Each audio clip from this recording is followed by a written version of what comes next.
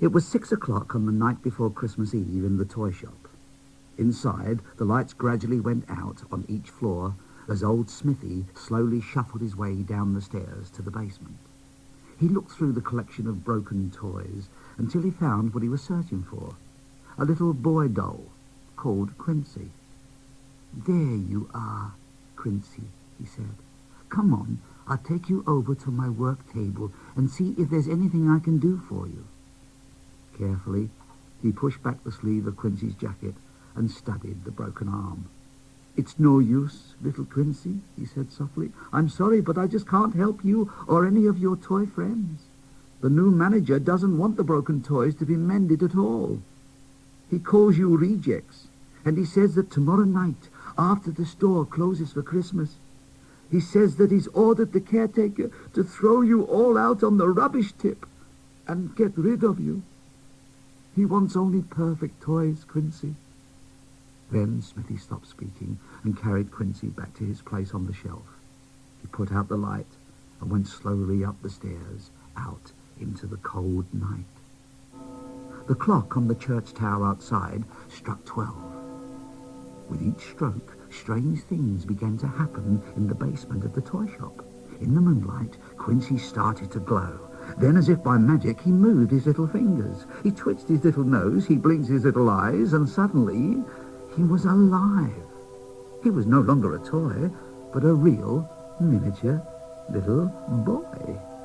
He looked around him at toys of every description, huddled together on the shelves and in the corners. "Hey," he said in a loud whisper. "Hey, you over there! Hey, anybody awake?"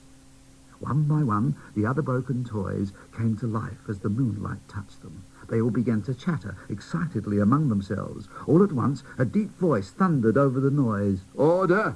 Order, I say!"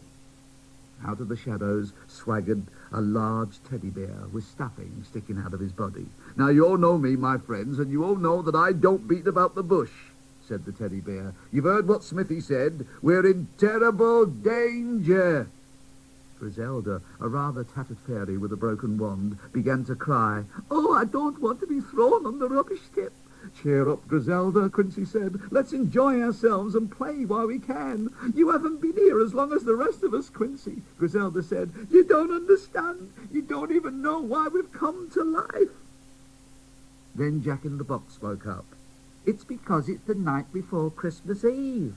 As the moonlight floods through the windows and touches each one of the toys in the store, we all come to life, just for a night. Then, on the stroke of 8 o'clock in the morning, we all become toys again." "So if we are to do anything to save ourselves," said Quincy, "we must do it before 8 o'clock tomorrow morning, while we're alive." "Yes," said Griselda, "but what can we do?" "I know," shouted Quincy. "I'll ask Santa Claus to help us. He grants wishes to all of the children who come and sit on his lap. Now, I'm a real boy. I'm sure he'll grant a wish to me. I'll ask him to save us." "But Santa Claus is right at the top of the store in the grotto," said Griselda, "and we're at the bottom. You'll never get up there." "It's a long way," said Teddy doubtfully, "and there are terrible dangers once you're out of the reject department. You'll be on your own, lad." "You might meet the robots," said Jack in the Box. "Or the witch," cried a puffer train. "The witch hates us. She'll do anything to get rid of us." I think perhaps I better not go." "Don't change your mind now, Quincy," begged Griselda. "You're the only one who can help us." At this, Quincy stood up very straight. Santa Claus was their only hope, and only he, Quincy, could save them.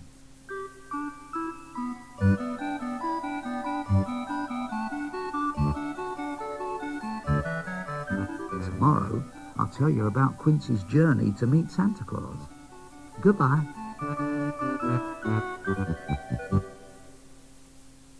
And Tommy Steele is in the listening corner this week to tell us about Quincy, the Christmas toy. In today's story, Quincy meets the mechanical toys.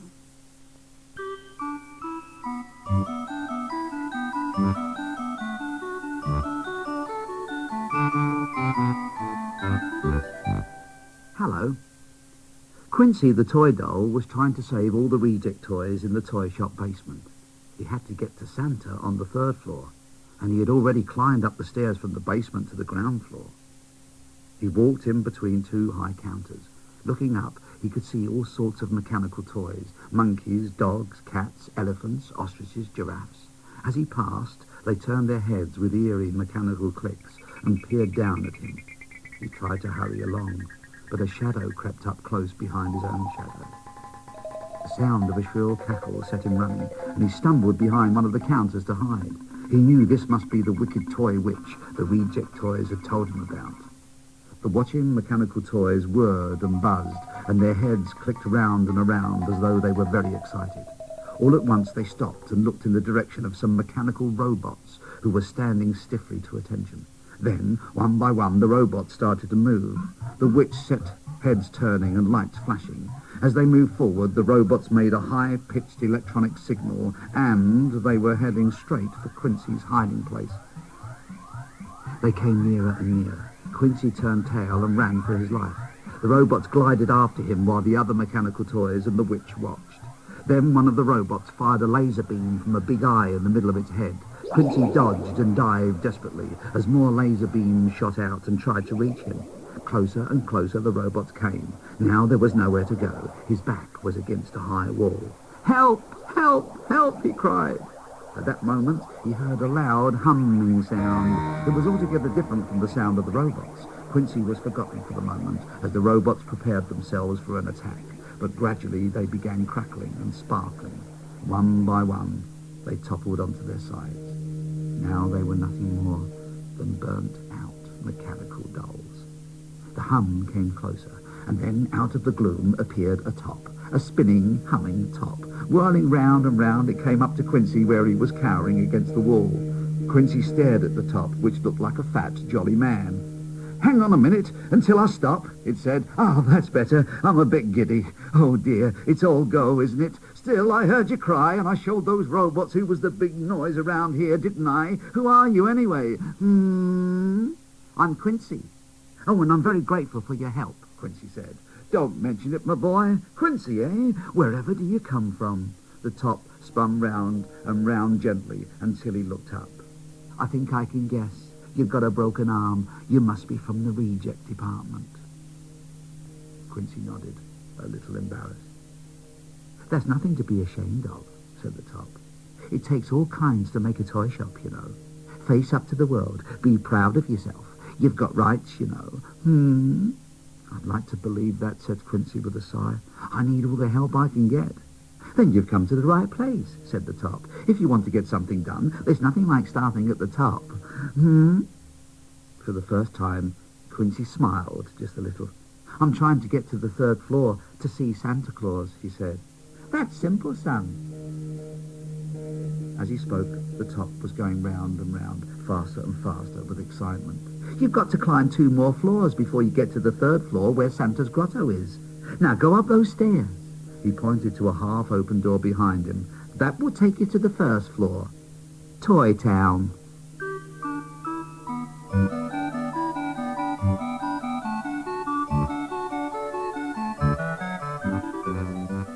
And we'll find out what happened to Quincy in Toy Town tomorrow. Bye.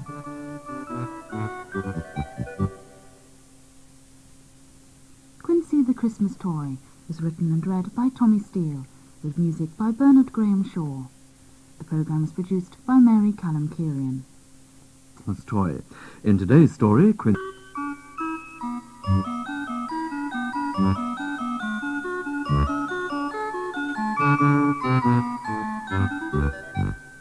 Hello. Quincy, the toy doll who was trying to get to Santa's grotto, had reached the 1st floor of the toy shop. The distant clock outside the church tower started to chime. It was 7 o'clock already. Then, very gently, light came from nearby, and he saw a beautiful toy sun rising over a toy town. He started to walk down the toy town street when he saw a rag doll. "Hello," she said. "It's nice to see someone new around here." "I'm sorry I can't stop," said Quincy. "I've got something very important to do, and I've only got 1 hour left. The only person who can help me is Santa Claus." Santa Claus? But why? Do you have a special wish? The doll said. Quincy decided to tell her everything. My name's Quincy. I'm one of many reject toys, and we're going to be thrown out into the rubbish tip. If Santa Claus grants me a wish, I can ask him to save us all, but I've got to reach him by 8 o'clock before we're all turned back into toys. That's in 1 hour. The doll started to cry. Quincy, I'm beginning to lose my stuffing just here, she said, holding up a stuffed foot. And they said yesterday that I'd have to go down to the rejects. Then why don't you come with me, said Quincy. Santa Claus will save you too. But the witch is after me. We'll have to go very carefully. Quincy, the rag doll said, my name is Rebecca, and I shall be your friend. Real friends stay together whatever the dangers. I know I can help you. They walked along arm in arm for a while until they passed a field where there was a scarecrow in an old soldier's uniform. Quick, said Rebecca, put that old uniform on. It will make a disguise so the witch won't recognize you. Quincy put on the faded jacket, the Busby hat, and the sword. Around the corner they saw a fort surrounded by a moat. The drawbridge fell, the flag rose, and a regiment of toy soldiers marched over the bridge. The sergeant major called out to Quincy, You there? Get filling, soldier. I'm not a soldier, cried Quincy. Look, this is just an old uniform I got from a scarecrow. You leave me alone. But the soldiers paid no attention. Rebecca could only look as they took Quincy away. Oh, do take care, Quincy, she cried. I'll try to. Don't be afraid, he shouted back. We'll find each other again. He turned to the soldier on his right and said, Where are we going? The soldier looked ahead all the time, his eyes never moving. To the battle, of course, he said. That's where we fight the foe and get ourselves smithereened. The bugle sounded, accompanied by fife and drums. Flags started to wave as the regiment broke into ranks and stood to attention. Cannons roared and rifles and muskets were fired. It's nearly our turn, mate, the soldier cried. It's nearly our turn to be smithereened. The battle was now much too close to Quincy for comfort. He hurried away from the battle until he came to a model railway station where the wounded soldiers were being taken back to the toy hospital. A soldier came up to him with a cup of tea. Like something warm? He asked. Not just now, Quincy said. Well, something's wrong? Asked the soldier. Oh, it's a long story, Quincy whispered. I've got to reach Santa Claus by 8 o'clock in the morning to save my friends. I'm never going to get there in time. Nonsense, you're nearly there already, said the soldier. You're only a few minutes from Fairy Book Mountain. Once you've climbed that, well, anybody will be able to tell you where to find old Santa. That's your way, over there. Good luck, mate. Suddenly, Quincy heard someone crying, and there was Rebecca, the rag doll, sitting on a large toadstool. Oh, Quincy, she cried, I thought I'd never see you again. It's all worked out in the end, said Quincy. We'll have to find the Fairy Book Mountain, but hurry, we've got no time to lose. They began to run towards some books arranged in a great pile. It was the Book Mountain. It's terribly high, isn't it, said Rebecca. Well, mountains are there to be climbed, Quincy said. Are you sure you want to come? Oh, yes, she said eagerly. Well, come on then.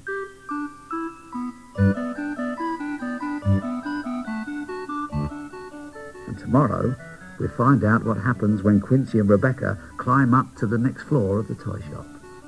Bye. That was Tommy Steele. Tommy Steele is in the listening corner this week to tell us about Quincy, the Christmas toy. In today's story, Quincy meets a Christmas cracker.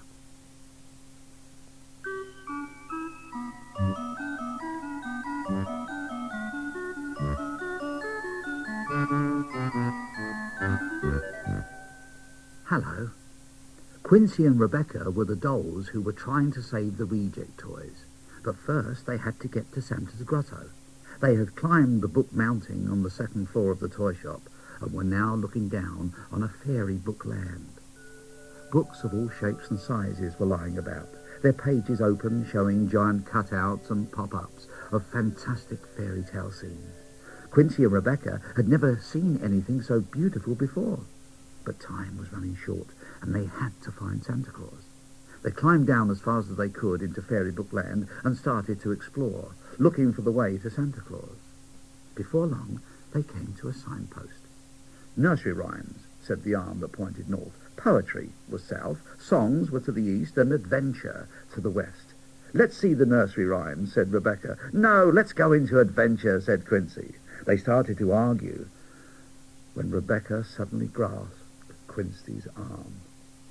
Look, there are the magic mirrors, she said. Oh, come on, said Quincy. We haven't got time to stand and stare. Stop, Quincy, please, begged Rebecca. Look into the mirror. Quincy looked where she pointed.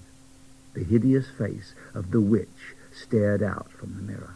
There was a clap of thunder and a flash of lightning, and through it all they could hear the dreadful, cackling laughter of the witch.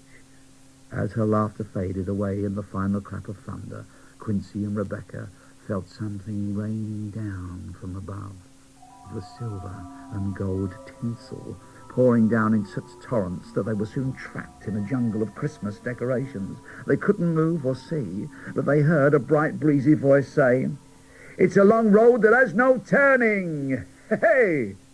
Quincy and Rebecca could just see a Christmas cracker, a jolly, shining Christmas cracker with a face peering out from the piles of tinsel and wrapping. "Hello, hello," said the cracker. "How did you like my motto? Now, what have we got here? I say, what gloomy faces on Christmas Eve. Come on, it's Christmas time. I'm Jolly Jim Cracker, by the way. Here, have another motto. A stitch in time is worth two in the bush." The cracker folded up with laughter. "Oh, come on, you've got to get into the party spirit. Here, have a paper hat." He stuck a paper hat onto Rebecca's head. "Now, that's better. How about one of Jolly Jim's jokes? Cracker's jokes always go with a bang. Get it? Bang!" Oh, you didn't get it, did you? "What's wrong with you?" He suddenly looked serious. "You're in trouble, aren't you? What's the matter? You can tell Uncle Jim." "We've got to get to Santa Claus by 8 o'clock, said Quincy. "The witch is after us, and now we've got ourselves stuck here. We're trapped." "I can help you there," said the cracker. "It stands to reason if you can get yourself into the tinsel forest, you can get yourselves out. I'll clear a path for you so you can get into the lift. That's the quickest way up to the 3rd floor. The lift!" As the cracker rolled over and over, the tinsel fell away, and Rebecca and Quincy followed Jolly Jim to the lift gates. "But I can't see the starting button, and the lift's down below," said Quincy, "and we're in such a hurry." "That's easy," said the cracker. He pointed to the pulley cable dangling down the middle of the lift shaft. "Climb up the cable to the light at the top, and you'll be in Santa's grotto. Rebecca will have to go by the stairs, although it'll be much slower." Quincy was a bit frightened. How could he possibly climb the cable with only one arm? He leapt into the darkness and gasped with relief as he caught hold of the cable with his good hand. It swayed a little, but he held on with his knees and then started to climb. Down below, the witch shook her fist as Quincy climbed up towards the welcoming light of Santa's grotto on the 3rd floor.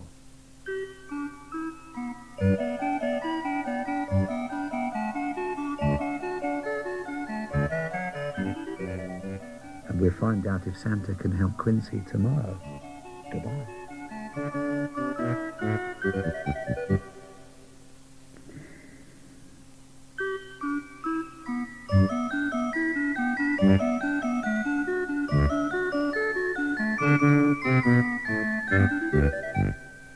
Hello. Quincy the toy doll had escaped from the witch and at last had reached Santa's grotto on the 3rd floor of the toy shop. He ran towards Santa's great chair in the very centre of the beautiful green grotto. The chair was empty. Santa wasn't there. At that very moment, the clock outside began to strike slowly. It was 8 o'clock. It was morning. Quincy had become a toy again. He could move nothing, not even a finger or an eyelid. Sunlight suddenly streamed through a window and lit up the grotto and the golden chair. There was holly and ivy. There were Christmas trees laden with gold and silver decorations. There was a snowy carpet with red berries spelling welcome. "Why, what's this?" said a gentle voice. "Look at your poor broken arm." It was Santa Claus himself, looking down at the little boy doll. Santa Claus carefully picked him up, saying, "I know all about you and your sad friends, Quincy. I also know all the toys come to life the night before Christmas Eve. I don't know why or how you did it, but I think you must have come here all by yourself to ask me to grant a wish." Then Santa stopped speaking as a small boy appeared in the doorway. "Oh, and what's your name?" asked Santa. "David," said the boy. "And what would you like for Christmas?" "That doll," he said. That doll. That's just what I wanted." "His name is Quincy," said Santa.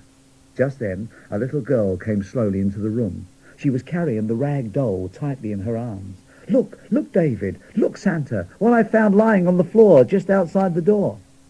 "Why, that's Rebecca. I wonder how she got there," said Santa. "Climb up on my lap," he said to the children. "There's room for both of you." Holding the two children in his lap, Santa said, "Is your mummy or daddy here?" "No," David said. "We came with our teacher, Mrs. Jones, and the whole class for a special treat." As he spoke, Mrs. Jones approached, followed by a clamouring crowd of small boys and girls. Santa called to the teacher above the noise, and she came to his chair and leant over so he could whisper to her. She smiled. Santa smiled. And when the children were quiet, Mrs. Jones said, "Santa's given us a wonderful surprise, children. To find it, we must go down the stairs quickly and quietly before anyone else comes. Are you ready? Follow me." They all filed out, and David and Mary went after them with Quincy and Rebecca in their arms. Down they went to the toy shop basement. As Mrs. Jones switched on the light, the children cried out with excitement. Wait, Mrs. Jones called. "Santa says you can each have a toy of your own to take home. You see, they're all broken, and they're going to be thrown into the rubbish tip, but you can save them. He says to take them all, every one, and if there are too many, you can give them to your brothers and sisters. Santa says they are for all of you." Teddy, Griselda, Puffer, Jack, and every one of the broken toys soon had a boy or a girl to love them. Every single toy was saved. The children dashed up the 4 flights of stairs, laughing and chattering. "Thank you, Santa, thank you," they cried. Santa asked David to come over to his chair. David was still tightly clutching Quincy. "It is this doll, Quincy, who has made this a happy Christmas for you and for himself and for all his toy friends," said Santa. "He's been very brave, and perhaps someday he will tell you just how he did it. Let's give him a big cheer." The whole toy shop shook when together the children cried, "3 cheers for Quincy," and then 3 cheers for Santa Claus. "Hip, hip, hooray! Hip, hip, hooray! Hip, hip, hooray!" Everyone was so happy that they didn't notice a tiny tear creeping out of Quincy's eye. But it wasn't a sad tear. It just meant that Quincy, the Christmas toy, was going to have the happiest Christmas ever.